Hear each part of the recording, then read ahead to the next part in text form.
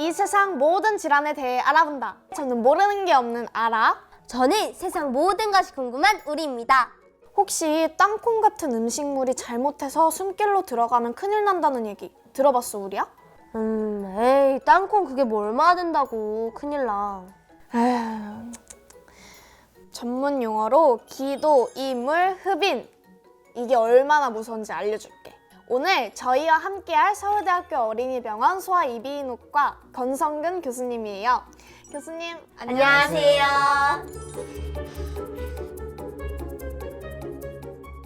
교수님, 기도, 이물, 흡인은 정확히 뭔가요? 워낙에 이제 기도는 숨을 쉬는 통로이기 때문에 뭐가 들어가서 막히면 안 되거든요. 근데 그게 어떤 이유로 인해서든 간에 잘못 들어가서 기도로 넘어간 거를 이제 말을 하게 되고요. 어린아이들 같은 경우에는 먹는 기능, 삼키는 기능이 아직 충분히 발달하지 않았기 때문에 어떤 것을 먹다가 특히 땅콩같이 미끌미끌한 거를 먹다가 그게 잘못 기도로 넘어가는 경우가 생깁니다. 그래서 그게 기도로 넘어가면은 아주 숨쉬기 힘든 경우가 생길 수가 있습니다. 근데 이런 일이 왜 생기는 건가요? 소아의 경우에는 일단 호기심이 굉장히 왕성해서 뭐든 보이면 이제 구강기라고 하죠. 보통 만 2살 때까지는 뭐가 옆에 있으면 그걸 일단 입으로 가서 확인하려는 그런 성향을 보여요. 그래서 그거를 잘못 삼켜가지고 뭐 식도에 넘어갈 수도 있지만 기도로 넘어가는 경우도 생기게 되거든요. 또 애들의 특징은 뭔가 먹는 데 집중하지 않고 입에 뭘 물고 있다가 막 장난을 치다가 또 형제가 있으면 탁 치기도 하고 그래서 입에 물고 있던 게 갑자기 이제 기도로 넘어가는 경우도 생기거든요. 교수님, 외부 물질이 기도로 들어가면 어떻게 되나요? 네, 이제 우리가 기도를 보면은 첫 부분이 이제 후두고 그 부분이 이제 폐까지 연결되기 위한 부분이 기관이라고 하고요.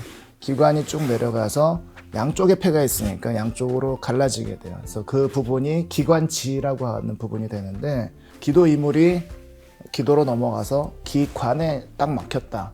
그러면은 굉장히 응급 상황이 되는 거예요. 숨을 쉴 수가 없으니까.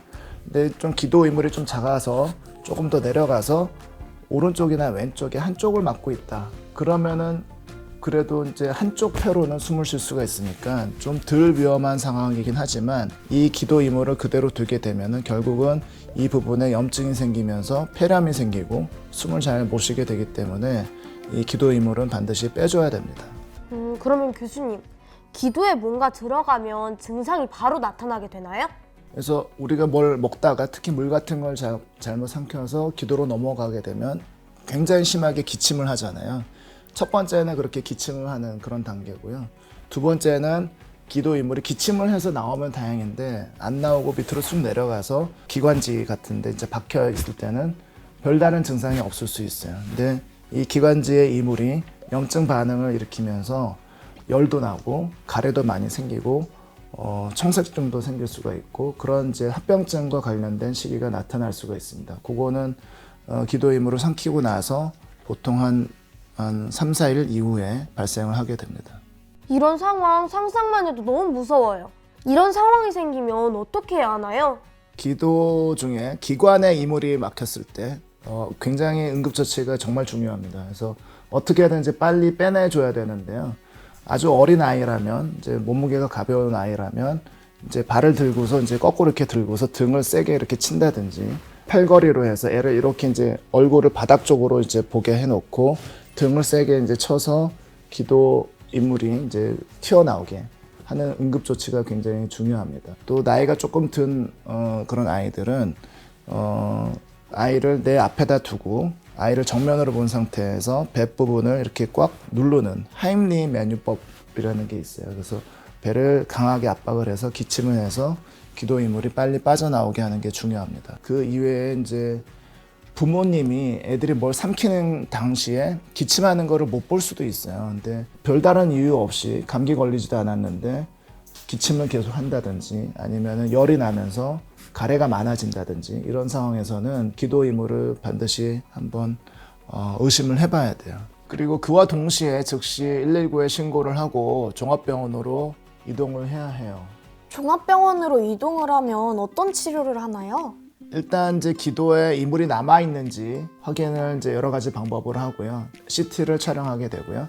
그래서 기도 이물이 의심되는 상황이다. 그러면 기도에 들어간 이물을 내시경 쪽으로 제거를 해요. 근데 이 내시경으로 제거한다는 게 대개는 굉장히 먼 거리에 있는 이물을 제거를 해야 되거든요. 그래서 입으로 내시경을 넣어서 폐 하단에 있는 부분까지 이제 내시경을 집어넣어서 그 내시경을 통해서 이물을 잡고 그걸 빼내는 과정이 굉장히 어려워요. 그리고 그것과 관련한 특수한 장비들이 구비가 되어 있어야지 그 이물을 빼낼 수가 있기 때문에 장비와 그거 이물을 빼내는 거에 충분한 경험을 갖춘 그런 의료진이 있는 병원에서 이물을 제거하는 것이 중요합니다.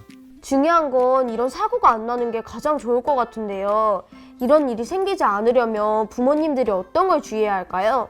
호기심이 많은 이제 구강기 만 2세 정도까지 아이들 주변에는 작은 물건이나 음식을 두지 않는 게 중요할 것 같고요. 그리고 음식을 먹을 때 입에 어떤 음식을 물고서 막 돌아다니면서 이제 장난을 치는 행위는 좀 삼가하도록 지도를 해주시는 것이 좋겠습니다. 교수님, 요즘 제가 건강사전을 촬영한 뒤로 의학 만화책을 좀 봤는데요. 에휴, 또 이 핑계로 만화책을 봤구만. 아니야, 공부 삼아 봤어.